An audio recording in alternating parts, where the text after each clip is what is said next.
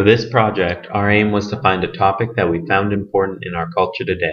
With the rates of heart disease in the United States, it was clear we should find some way to help the public understand their level of heart health and try to work with their doctors about improving it. We chose blood fat content as our indicator of heart health because high levels of BFC are the leading cause of heart failure in America today. The body requires certain levels of blood lipids. Cholesterol and triglycerides are necessary in the body, but best at lower levels. Low-density lipoproteins can cause a buildup in the arteries, leading to higher risk of heart attack or stroke. High-density lipoproteins are beneficial in the body at high levels as they remove LDL blood fats from the arteries. We obtained our data online from a data set that gathered the age, weight, and blood fat content of 25 patients in hopes to create a regression equation to calculate the blood fat of a patient based on these factors, instead of directly testing a sample of the patient's blood. An equation can be helpful for alerting someone if they are at high risk for having high cholesterol with a greater age and weight, and therefore a higher risk of heart disease. In the first worksheet, we have a data table and a button linked to a subroutine that both acquires the data online and formats it so that it is presentable. One strange thing that resulted from the formatting is that whenever the subroutine is activated, the button is deleted. So if that happens, it's normal and you should just run the subroutine get_data without the button and it will still work. In our second worksheet, we have two graphs presenting the blood fat content as a function of both weight and age. It is difficult to determine the relationship between BFC and weight, but it is much easier to see the correlation between BFC and age. Below the graphs are two buttons to show and hide them.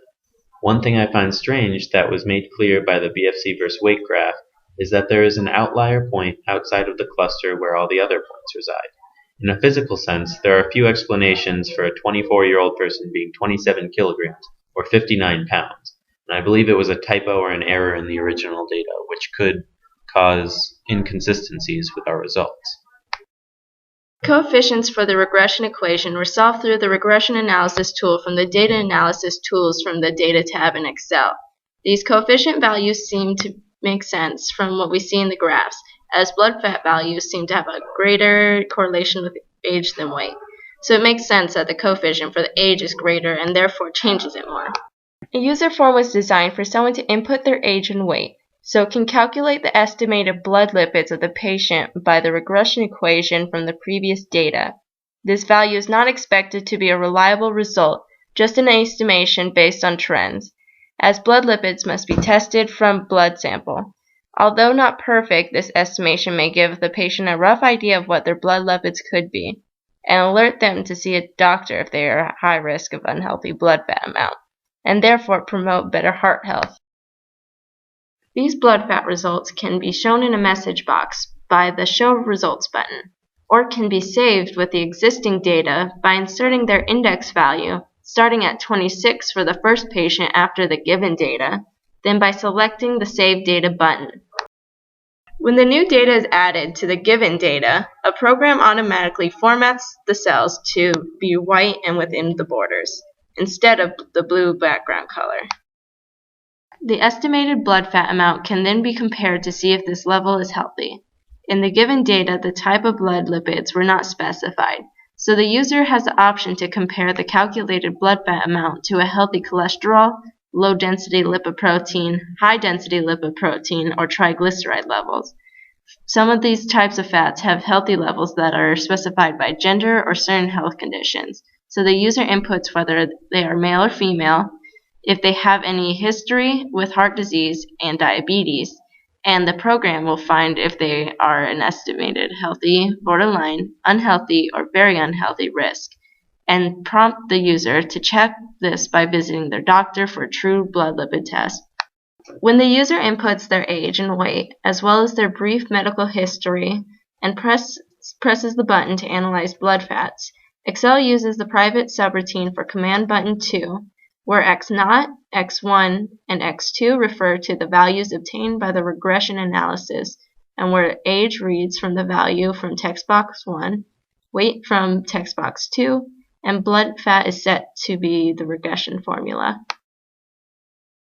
From MayoClinic.org, we found that a healthy total cholesterol should be below 200 milligrams per deciliter, A borderline unhealthy cholesterol is in the range of 200 to 239 milligrams per deciliter, and an unhealthy cholesterol is above 240 milligrams per deciliter. In the subroutine for analyzing the blood lipids, if the user selected cholesterol in their combo box labeled fats, it will compare the calculated blood fat amount from their inputted weight and wage to see if it's under 200, where it will say that it is at an ideal level. Or if the blood fat amount is greater than 200 and less than 240, where it's borderline high, or if it is greater than 240, where it's at an unhealthy level. Ideal levels for low-density lipoprotein, or LDL, range depending on medical history. For the healthy person, under 100 milligrams per deciliter is an ideal amount. 100 to 129 milligrams per deciliter is okay. 130 to 159 milligrams per deciliter is borderline unhealthy. 60 to 189 milligrams per deciliter is unhealthy. And above 100 milligrams per deciliter is very unhealthy. For someone with a history of heart disease and diabetes, a healthy LDL level should be under 70 milligrams per deciliter. Above 100 milligrams per deciliter is an unhealthy level for these patients.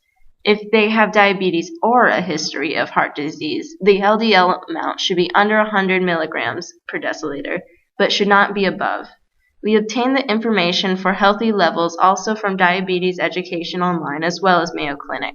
In the subroutine for LDL being the fat selected, each combination of the two boxes checked is accounted for, with the value of the box being true or false in the code, which then correlates with the healthy and unhealthy amounts. High-density lipoprotein levels depend on if you are male or female and are considered good fats that you want more of. Males should have more than 40 milligrams per deciliter, as females should have more than 50 milligrams per deciliter. In the code, the if-then statement accounted for the male or female option boxes by stating if the option box for male or female was true. Triglyceride levels do not depend on medical history directly. A healthy level of triglycerides is below 150 milligrams per deciliter. A borderline unhealthy level is between 150 and 200 milligrams per deciliter. 200 to 500 milligrams per deciliter is unhealthy, and above 500 milligrams per deciliter is very unhealthy. Using a for-next loop, we have made a subroutine to calculate the average, minimum, and maximum values of age, weight, and blood fat content. Mean values are important for interpreting this data, as the regression data is calculated from these few patients and provides a summary of the patients the data was collected from. Minimum and maximum values also show the extremes of this data, so the person who interprets this data can see the range the blood fat equation was based on. The program will loop until the index value, which is in cell E3, and changes based on the index value submitted by the last person to input their data in the user form. After this user inputs their data into the user form, they can press the Find Statistical Data button to update these values. Our project is a quick, useful, and user-friendly way for people to check up on their heart health. That being said, our project is not completely accurate and it does not encompass all ages. We tried to make this clear in the results from the BFC analysis button in our user form, which told the user to see their doctor no matter what result they got here. But I believe with more data and eliminating sources of error like the outlier data, we will be able to extend the range of users this can help and increase the accuracy of our statements.